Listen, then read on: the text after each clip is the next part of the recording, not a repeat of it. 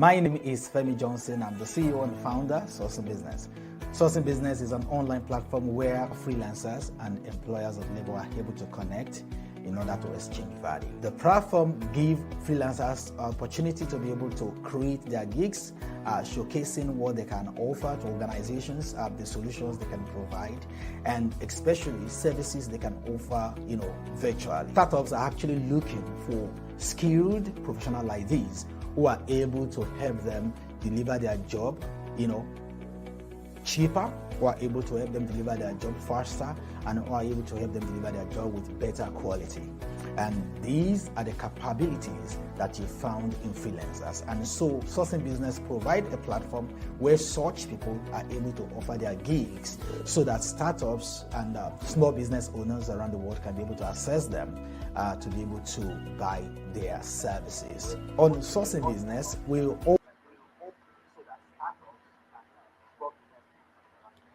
All right, good morning, everyone. It's good to have you back on Upskilling 5 million African freelancers in 5 years. Today, I'll be your moderator, and we'll be talking about creative writing. Well, for me, I've always been very passionate when it comes to creative writing, which is an important aspect of a freelance job. Although I don't consider myself as a creative writer, I normally admire people who are actually very talented and gifted when it comes to creative writing. And I also believe that it's an aspect of freelance that anybody can actually participate in, take advantage of. Either you read medicine, engineering, arts, humanity, accounting, economics. If you are creative and if you are maybe talented or passionate about writing, it's an environment you can easily venture into. But from my own little experience, I also believe that it requires a lot of one or two ideas and learnings to be able to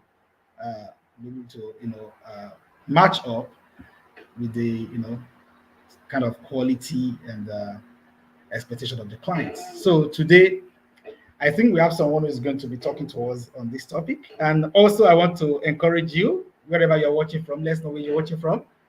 And also be ready to participate. You can drop your questions, you can drop your contributions so that we can all learn from each other. And let me know if my audio is good, because right now I can still hear myself. All right, so you are welcome to Upskilling 5 million African freelancers in 5 years. My name is Femi Johnson, and our guest will be joining us, right away. Hello. Hi, Femi. Good morning. How are you? I'm fine, thank you. Thank you for having me. Okay, and thank you also for coming on this program. Okay, something is not right. What's wrong with my audio? Is anything wrong with my audio? I don't think so. I can hear you properly. So maybe you should ask the audience to hear you. They should just comment us. Okay, because I can hear myself.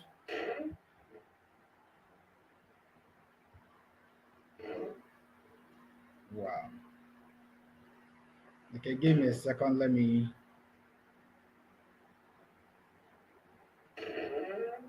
All right, can you still hear me now, please? Let me know. Yeah, I can still hear you. Just ask them to respond if they can. Okay, I can hear you as well. So I think I will just make use of my external. Yeah, I can still hear you. Just ask them to respond. All right, so I think I'm going to be throwing you questions, and hopefully you'll be able to, it will be an opportunity for our listeners to be able to learn and be able to share ideas. Let me start by saying that I think it's just fair to everyone for you to introduce yourself. Personally, I know you very well, but I want you to introduce yourself so that people who are watching us can be able to meet you for the first time. I think it's just fair to everyone for you to introduce yourself. Personally, I know you very well. But there's something in your background that is echoing. I don't know if you it. Okay.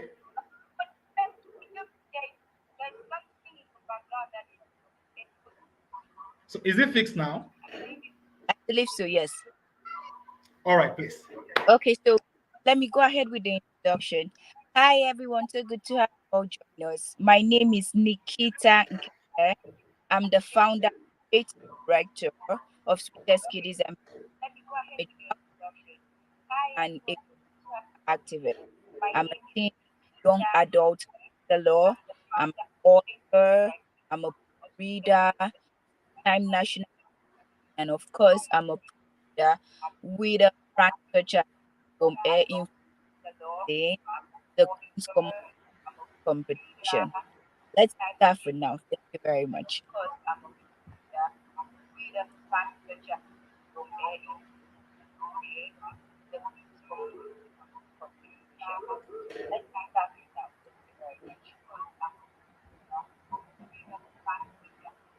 Okay, okay, thank you.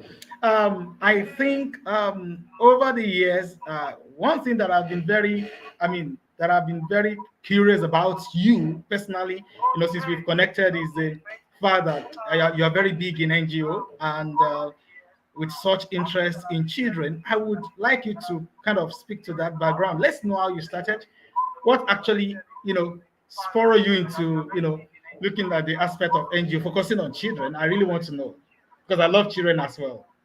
Okay, that story, but of course, I would make it very short to the point. What motivates starting the NGO Sweetest as a child?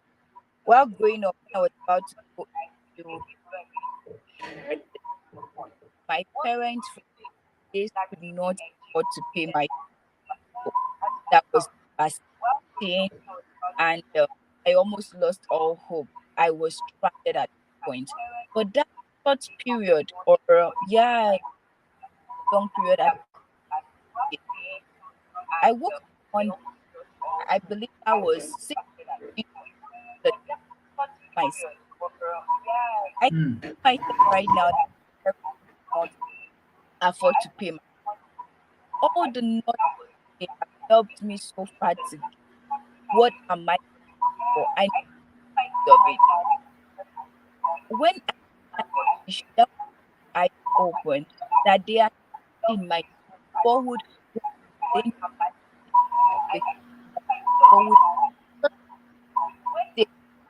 because I saw myself gathering kids younger than I, even my age mate. When they come back from school, I would gather them, teach them the things I knew at that age. I would transfer knowledge to them. After a while, things got better in my family. I wrote my jam. I got into the university. When I got into university, one of the things that caught my attention in my one was a beauty contest, and not just the pageant aspect. It was the money attached to it that caught my attention. And why Mm. that money caught my attention, I told myself there are kids in my neighborhood that still cannot pay fees. When I go into the pageant, and when I would use that money to pay the fees, that was what Mm. motivated me into that pageant. And when I got in Miss University of Calabar 2009, I think, one of the few year one students in that competition. Even my mom asked me, I sent you to school, what took you to the pageant? I told myself, this woman does not know the plans I have. So when I got into that, the day of that pageant, I remember asking myself, Nikita, what are you doing here? Your mates are not here. These are final year students. They are skilled, everything, speaking good grammar and all of that. Now said, I can do all things through Christ who strengthens me. Remember telling myself Right. that. So my dad from the beginning had always made that scripture, Philippians 4, part of us. So when I told myself that, the hope, everything, my dream of paying free tuition came alive again.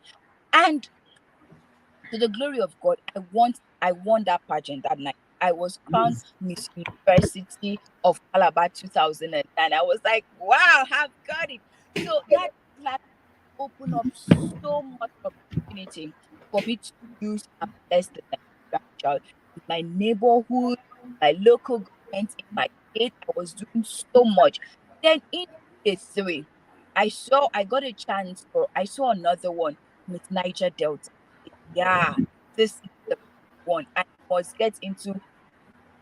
But to be very truthful with you, I was scared because Miss Niger Delta is a much bigger platform than Miss University of Calabar. That's Oh, nine yes. states, nine all producing states in Nigeria for you to be their queen. I told myself, hey, baby girl, you're not fair. Oh. Baby girl, you're not too tall. Oh.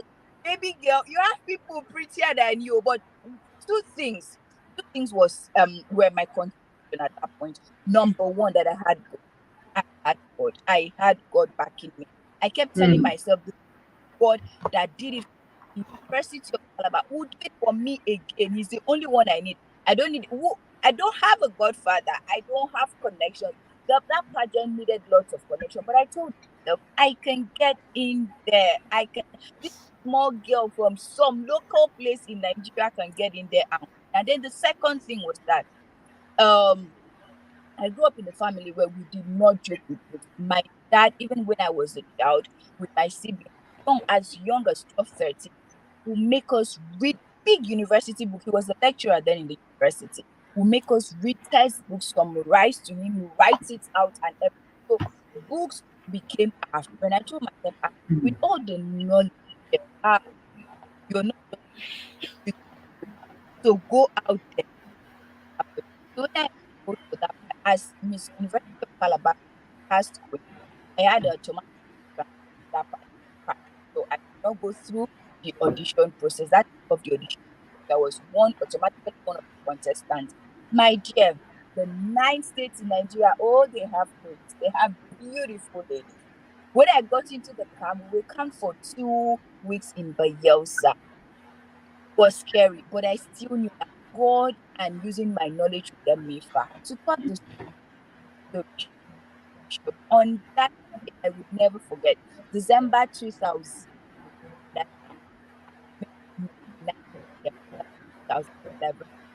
yes, more money, more opportunity, and that was how the end scheme fire started on that scale, very much larger scale than the University of Calabar platform. I now go to Hmm. the night, do projects, rural projects, orphanage, play school for all kids. So it was just God that ordained steps and made me know how to catch a opportunity when it presents itself. Oh, that's very inspiring. I think I actually love that, which means that it's just like what I do. I mean, ever since I started, I discovered freelancing. One of the things I've always wanted to do is to see how I can teach other people. So I think that's exactly what you're doing. Like when you create platform for yourself, or when you have a breakthrough in a particular thing, then you see how you can use it for the benefit of other people. That's very inspiring. I think we need Of more of you yes. in Africa, definitely. And that's why I think you're actually the right person to come on Mhm. this platform to talk about, creative writing, honestly. So let's dive down to the topic for today, because I think later we talk more about the things you just told me now. So tell us, please, what actually is creative writing? How will you define it on your own, in your own grammar? Let me get it from you, please.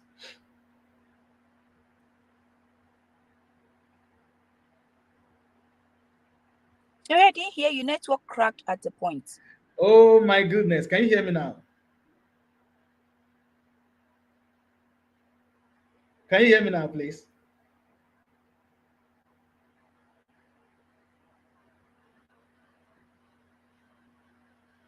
That's serious. Can you hear me now? Yes, I can hear you. I can hear you. Yes, I can hear you now. I can hear you now. Oh, Loud all and clear. I right. can I hear you. I said I would like to have your definition of creative writing.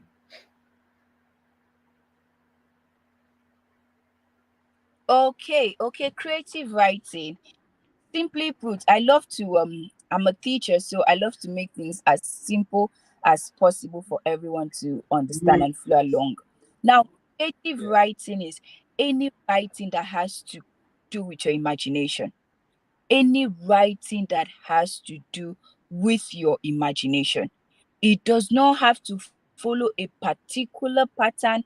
It does not have to follow, copy somebody's pattern. Just write it from your imagination. Use to know with your imagination. It is any form of writing that is not business like, that is not academic, and it's not journalism. That's creative writing. Those three, any writing that is not business writing, academic writing, or journalism is creative writing. Because out of that three, you can write using your imagination.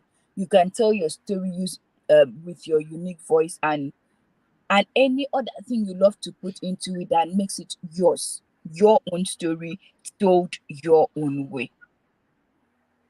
Oh, okay. So creative writing is something that now it said that it's not business. It's not. I'm trying to get that.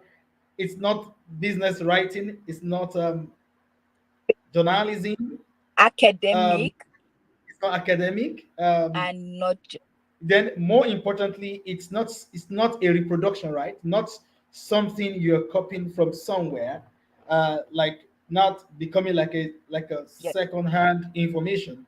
So it has to be something that you create from your imagination, something you think through, an idea that you produce, you yes, know, from your mind yes. into writing. Fantastic. Okay, so I think there will be so much to actually clarify on that, honestly. But let me just say that okay. So from what you've said, we're talking about creative writing because my own little knowledge about in digital space is that content is king, and in that environment of content, creative writing is the father of all. Even though some people will say video, video is the father of all, but for me, I think creative writing is more important because until something is created, before you can even interpret it either to writing, to That's articles, to yes. flyers and the rest of it. Okay, so I think That creative writing is actually the father of all. So now looking at that, what are the things we consider as the key element of in creative writing or in writing a great article? okay. Now, let me paraphrase the question. Are you asking the things that a creative writer needs to know in order to put out good content?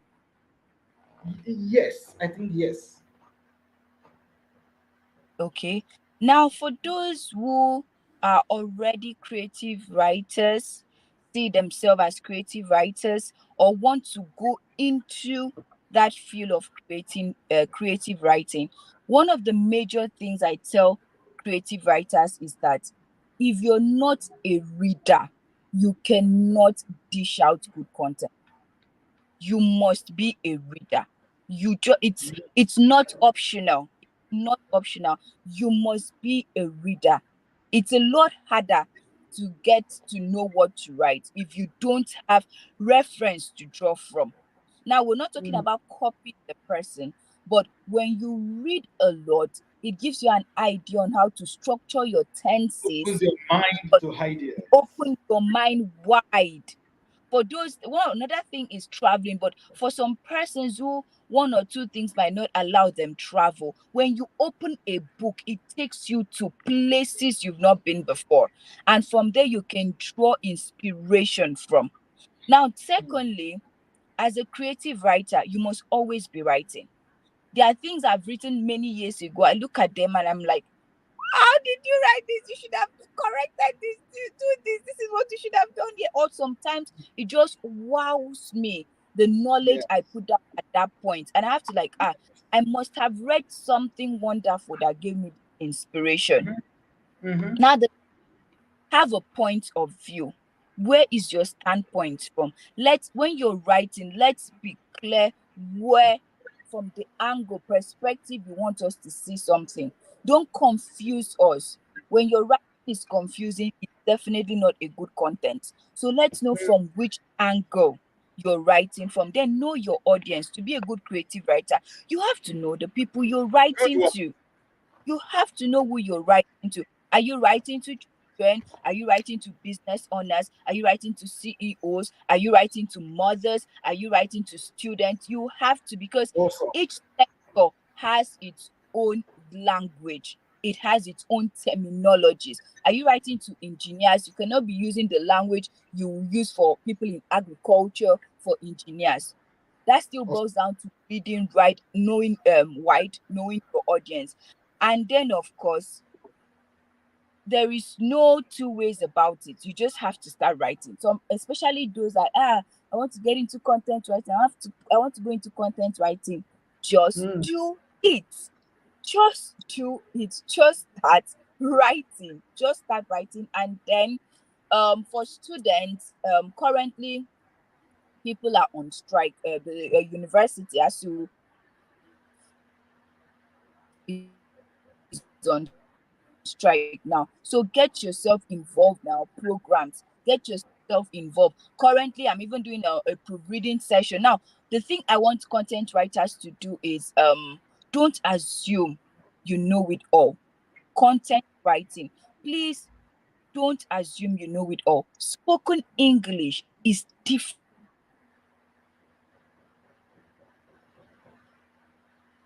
from written English. Now, people think as long as I can speak English well, then it means I can write it well. No, quote me anywhere. It's not so. Spoken English, that oral English, is quite different from written English. Now, when you enter into a proofreading school, when you do online classes, you realize that these things I say this way, it's actually not written this way. So those are the things and other things that content writers don't think you know it all. No, when you see opportunity for you to go learn proofreading, for you to go learn editing, for you to go learn courses that will aid you, get yourself involved in it. When you write something, give to a trusted person in your field to check it for you. And then as time goes on, see that you have worked on yourself and you're obviously much better than when you started. Hmm. I think all the things you listed out right now, you have been able to do justice to the next question on my mind. But I will still want to put it to you, because some people will say that, creative writers are born, like, oh, you just have it in you. So those are the kind of people who can actually be great in creative writing. But to you, in your own opinion, what do you think? Do you think creative writers are born? To the best of my knowledge, maybe later things will change, but for now, I'm of the opinion that creative writers are not born. Creative writers are not born, because remember, when a child is born, there is nothing inside that child per se, in terms Wow. of the child learns from the environment. The child learns from the environment. So we have this nurture nature controversy. Now, in the house, the child is learning. In the classroom, the child is learning. The environment influences the child. So there is no way we can say that this person was born a content writer. No, no, no, no, no. You have to develop that skill. So it It's can be possible learned. that it's in your DNA. It's possible, maybe because your dad or your mom is very good with writing, but don't forget they develop themselves to that point. Any skill you don't develop will fade out. Any skill you don't develop will fade out. So content writers or anything that has to do with creative writing, no, you're not born with it. You develop it.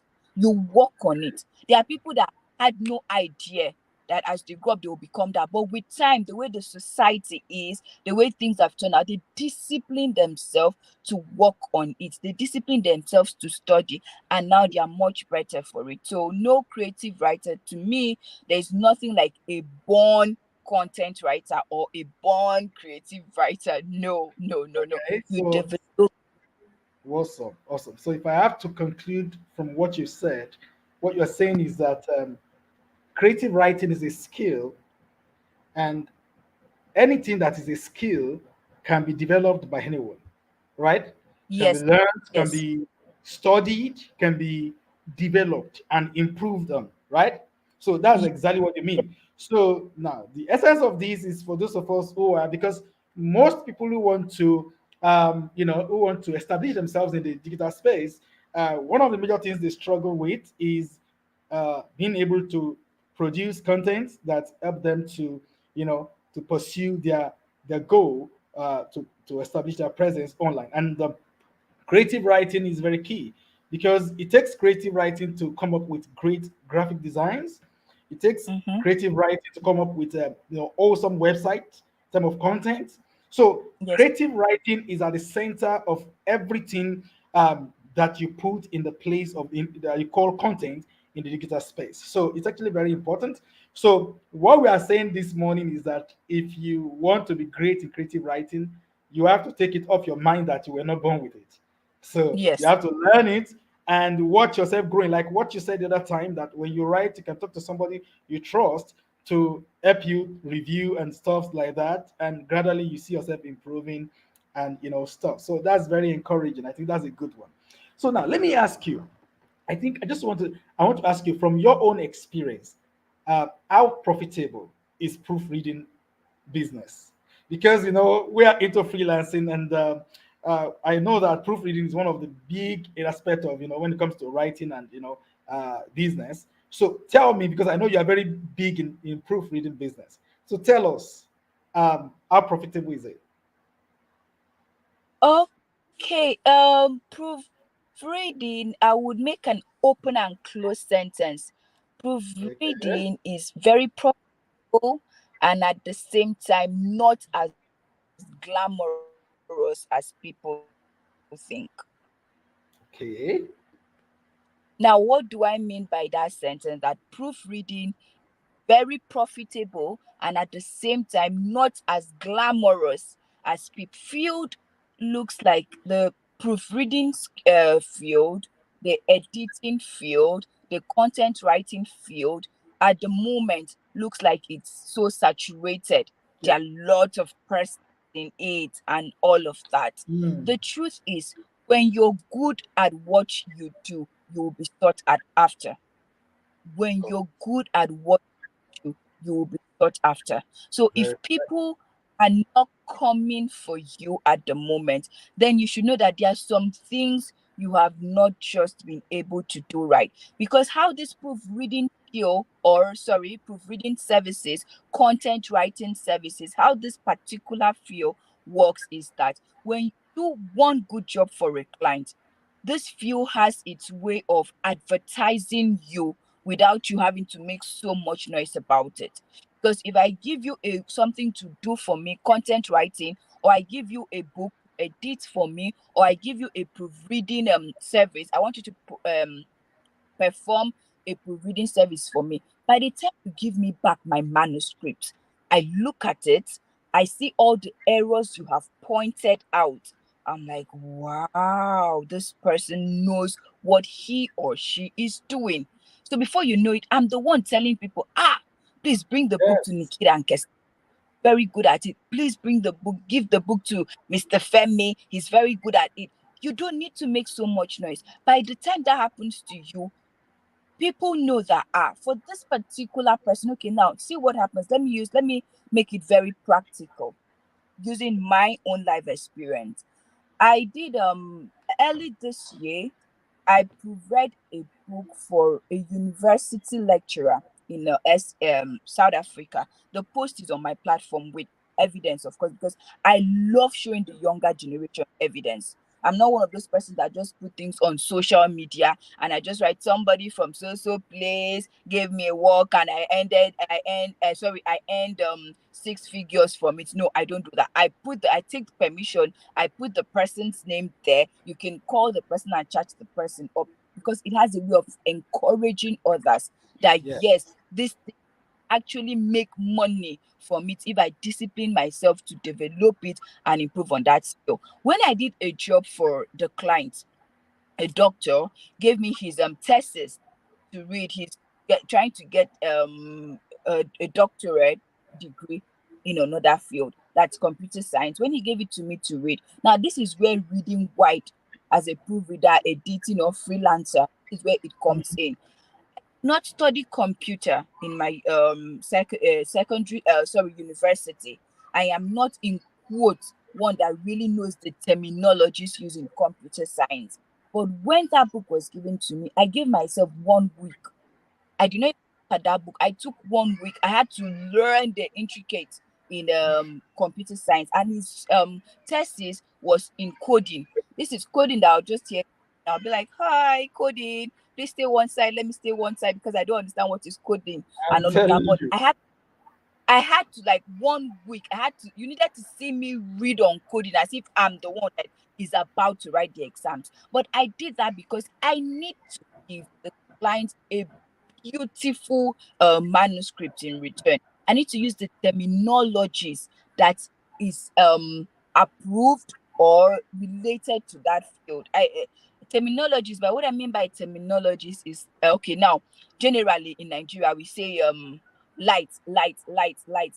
But if you're providing a book for somebody, you have to use the right word, which is electricity. So that's what I mean by the terminologies. By the time I was done with that book, gave it to the person, he was excited. I did not need to, like, please, other doctors, other lecturers, bring your books to me. No. I started getting it. Then Awesome. people now saw that I'm the proofreader for Ibom Air in Flight magazine. That's an international brand. The whole world were like, wow. The day I posted it on my LinkedIn, that was like 3-4 years after I've sealed, 3-4 months after I've sealed the deal. Lots of organizations brought in their book, lots of brands. So that's what I mean by it is profit. It's not as glamorous as that, because if you don't know what you're doing, people will not come to you like, oh, why is everybody coming to me? That means there's something else. There's time to develop yourself before you come out and tell the world, this is what I do. So don't rush out to come and tell the world, this is what I do. If you rush out and tell the world, this is what I do, and I bring a book for you to read and you don't do it well, I would not bring another one for you. I won't even refer Yes. clients to you. And then by the time you have developed, it might be too late, because I still won't trust that you have developed based on the first one you did for me. So that's just it. Yes, it is profitable, very profitable, I must say. The comfort of sitting in your house on your laptop, and then you're making good money that is close to somebody's 30-day salary. I mean, good Nigerian currency. I'm talking about hundreds of thousands. So it is profitable, but you must know what you're doing to be sought after.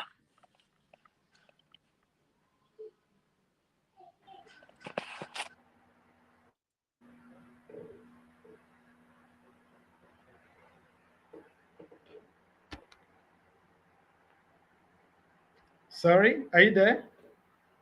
Yes, please. Yes. Okay, my network tripped off. Sorry. Okay, so I think that's a good one. I'm really, really inspired.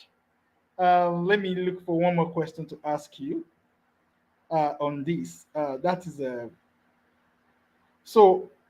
How would you? What? How would you?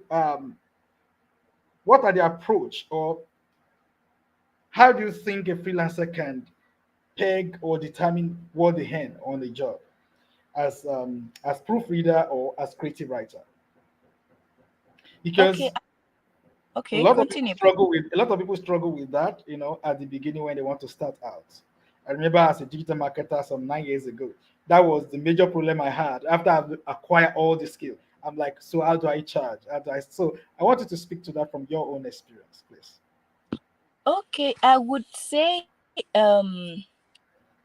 first of all, check online. Thank God for Google. There you can have almost all the answers to questions. So you go on Google and check this particular thing I want to do.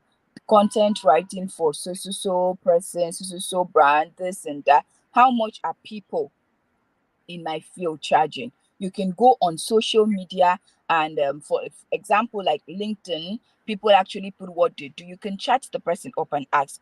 Or on Facebook too, if you see somebody that does that, you can also chat the person up. Then just in case, because sometimes persons may not really tell you their charge, so that maybe you won't have an idea of the plenty money or the small money they have depending. You have to look at your time you're going to invest into that particular thing. Some persons charge per hour. There are some persons that charge per page. For me, I charge per page when proofreading. Now, it depends on the story. It depends on the manuscript. It depends on the document that I want to Mm. edit. Mostly academic work, charge higher than story. Now, if somebody sends me a novel or a child storybook, there is another company in Lagos I proofread and edit for. That's Readland Publishing House. They're one of the major publishing houses in Nigeria that deals with children's book. They publish children's storybooks. Now, for that, for for educational, double spacing, single spacing, the font, and then how many words average on a page. For a page, I can charge 2,000 naira for just one page. There are some pages I'll charge 1,000 naira. There are some I charge 1,500. There are some I charge 2,500. So now, if a book is have a proofread book of up to 150 pages, so now I'll do 150 pages times 2,000. So that is just, you have to know, especially to your client's pocket. Don't go mentioning a big price. Of course, your client will run to some other person. So you need to look at the clients that is coming to you, the work that you're going to do, the time you are investing, and then you look at the manuscript. Sometimes I open a manuscript and it's very good to be sincere. Sometimes I open honesty. Honesty is a virtue you cannot take away when you're doing content or proofreading and editing. There are sometimes I open manuscripts and I look at it, first 2-3 pages, the errors are not much. I reduce charges because I know I don't need to do too much it. And I look at it and I see so many errors. Because for me, every client I work with, I must see your work first. I must see the documents to know what to charge you. So by the time I Mm. open it and I see lots of grammatical errors, the punctuation, there's no consistency, there's no flow. So that's like me writing everything again. Of course, on the manuscript, it depends on the document. Therefore, Yeah. you starting build trust. Don't take it too high.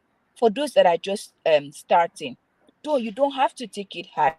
By the time your clients know that you give out value, those that are wise enough will pay you well for it with time. So don't Also, rush out to I must do big prizes. No. Start from, but if you're very good at what you do and you're sure you're good, of course, why not? Charge for your time, charge for your resources, charge for your knowledge. You didn't get it free. You worked for it. yeah. Nice one. I think from what you said, I remember when I started, the first job I did as a digital marketer was 30K per month. I charged 30K, and from 30K I grew to 50K. Then I gained confidence. I grew to 80K. Then I grew to Uh, 100K. So I mean, the time I charged 30K. You know why I charged 30K?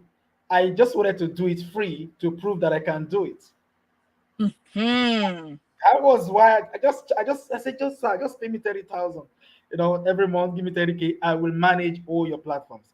I did a good job. After a few months, I said, okay, I know if you take that ticket again. No.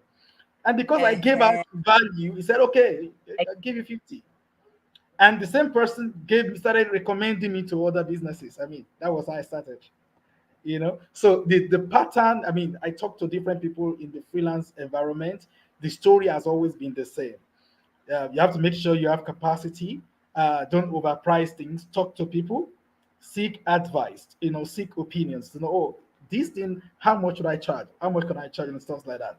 And don't be too excited and say, oh, I want to do digital marketing job. Come and pay me 500,000. You've not even managed a business before. You want to charge half a million. So it doesn't work that way. So fantastic, nice one. Okay, so I think that's a major advice to those who want to start out in creative writing environment. Because I was going to ask you, what's your advice to those who want to venture into freelancing? Freelancing generally, actually, not just limited to creative writing environment. So, what's your advice, really? Okay, for those that want to go into freelancing um, is not an easy mountain to climb. Mm, It's not an easy mountain to climb because the money would not come in all would not come in all the time. Unlike mm, when you're sure of after 30 days, something will hit your your account. You hear click, you open, you'll be getting. Sometimes in freelancing, I have stayed full 30 days without anything coming in. And then there are times that back to back, every day, every week, every day, every week. So it will be like if you want to Christmas. go exactly exactly. So if you want to go into freelancing, first of all, please make sure you're good at what you do. Be Awesome. very sure good at what you do. Whatever it is, just be sure you're good at it. Work on it, develop on it. Because the chances of you don't forget there are millions of persons that are rendering the service you are about to. So how Mm, good are you that will always come to you and say, yes, if it's not this person, not this brand, I am not going to work with any other person. You must be sure you're good at what you do. And then be friendly. Be friendly. Try as much as possible to have a good interpersonal relationship with people. Judge people. Try to communicate with people differently. What works with A won't be the same thing that works with B. There are some clients that they don't need you to send them your written proposal. They need you to communicate with them friendly till you get to a particular fit. So just learn to manage people. Your emotional intelligence, you have to, because some clients can be very annoying. Trust me. Some mm. clients can be so annoying. After all, I'm paying you now. So you have to Yes. just be at peace with yourself, build your emotional intelligence, and just know that okay, it's not every day I will see the job, but the one I see, I must give in all of my best. Yeah. Yeah, awesome. So let me say that if you're watching on LinkedIn, especially, you see the way our name is displayed on this screen. That's the way our name is on LinkedIn. So you can actually search for Nikita on LinkedIn and follow. I think she's very good at what she does, and I mean, I've been following her writings, her content, in the last few years. I mean, in the last, let's say, 12 months, I've really paid more attention to her content, and it's been very interesting. And I said to myself, some months ago, I said, I'm bringing her on our platform to come and talk about, proofreading. She's actually very big in it. So nice one. Thank you so much. So let me ask you this question because, Sourcing Business is a freelance platform that is passionate about promoting, African freelancers and trying its best to ensure that young people from Africa have a fair share of globally outsourced jobs. Now, in your own opinion, what is the future of remote work for Africans?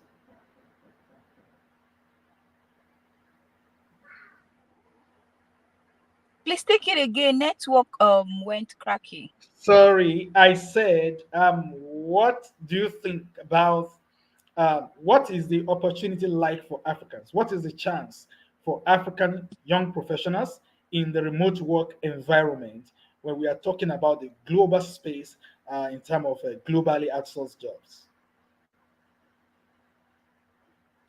Okay, I don't know if it's my African pride that wants to make this sentence, but please, I don't know if to say quote me anywhere.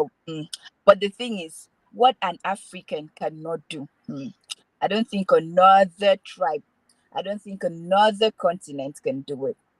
So the answer to I your tell you. question, Africans have 100% chance in anything that has to do with freelancing, anything that has to do with remote work. We have 100, our young professionals have 100% chance in it, because when an African wants to do something, they put all of their mind into it and they deliver. And they deliver. So for anybody that is an African and wants to go into freelancing, it's open. You can make it. Others are making it big. You can also make it. It's 100%. It's open. You don't allow anybody to talk down on your dream. It might take time for you to see that boom happening, like some other persons are experiencing it. But like yesterday, something occurred to me, and I tell myself I'm going to teach in my proofreading class right now. I've been teaching them, and then some other, because I'm one person that schools also call me to I instruct teenagers, teach them morals and all of that, different schools across Nigeria. Now something occurred to me and I said I'll share it. So let this be the first platform I'm sharing it. Now, when All right. people win, when people win, clap for them. God cannot make all of us to win at the same time. Oh No, we yes. need to early bloomers, we need to have the late bloomers, we have to have people in the middle. So if this is your own time of developing on yourself, please go ahead, enjoy the process, because when your fruit comes in, people will be like, wow, so this person too, so this person, so you were just there and keeping quiet. So for Mm. every African, you have 100% chance of succeeding. It might not be, it doesn't have to be the same time that somebody close to you is making it big in freelancing. Your own time will come, but you definitely have 100% chances to. I think what you just said now reminds me of a program coming up on Saturday.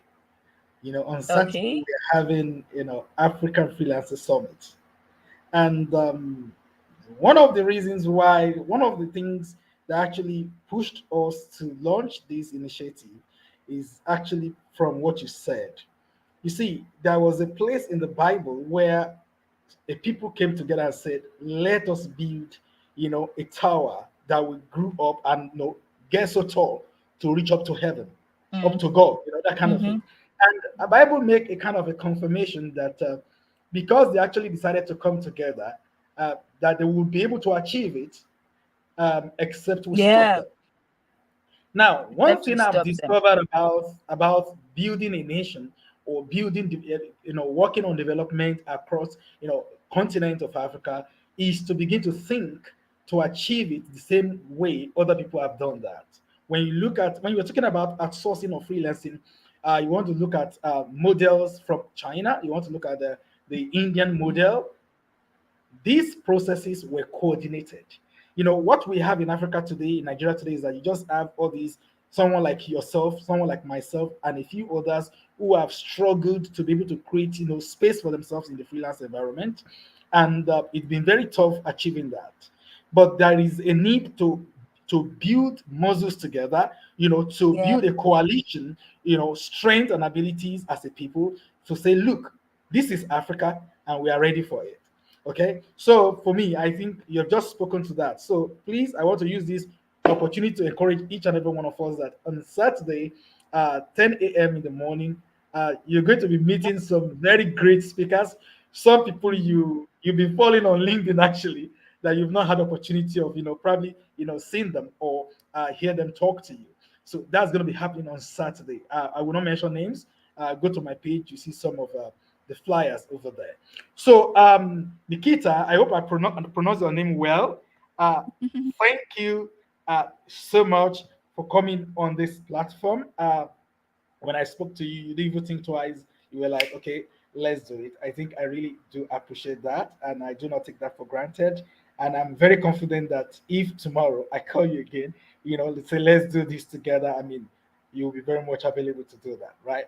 So thank you so much for your time. And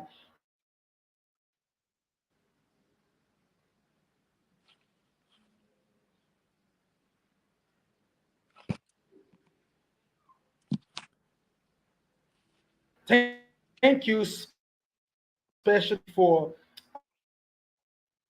taking interest in children, in kids. I think, let me tell you something. I'm your fan. I think that's the Uh-uh. network, right?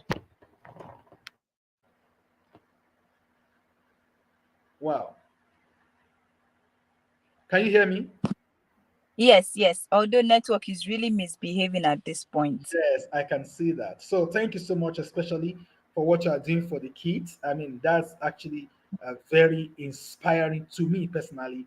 Anytime I see you post anything that has to do with those children, or I go there, I read it, I go back to your page, all the ones I've missed, maybe in weeks, go back to check everything, and all of that. So I'm really, you have been an Thank inspiration, you. and I look forward to more of what you do. And let me say that keep doing what you're doing, because you don't know how many people, you don't know the level of impact you are making.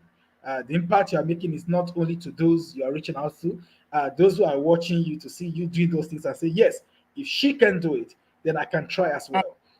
There are so Yes. many people, and that's why we actually started, this live program to encourage. There are so many people who are very timid, in about life, about taking risks, about reaching out and stuff. So we say that, look, if you bring stuff like this out, you're able to reach them in their own corner and be able to help them to come out of their shell. So thank you so much for coming out, for spending time with us. Thank, And thank yeah, thank you. you. Thank you. I pray more grace to all the things you do. All right. Thank you so much. And Okay, so this it. is upskilling 5 million African freelancers in 5 years. I don't used to do this by myself, but I think I didn't do badly, right? Okay, so see you again, guys, next week, Wednesday, and don't forget on Saturday we'll be meeting on this page, on this platform. All right, so thank you, and God bless.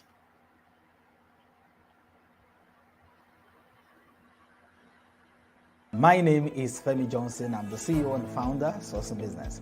Sourcing Business is an online platform where freelancers and employers of labor are able to connect in order to exchange value. The platform gives freelancers opportunity to be able to create their gigs, showcasing what they can offer to organizations, the solutions they can provide, and especially services they can offer, virtually. Startups are actually looking for skilled professionals like these who are able to help them deliver their job, cheaper, who are able to help them deliver their job faster, and who are able to help them deliver their job with better quality.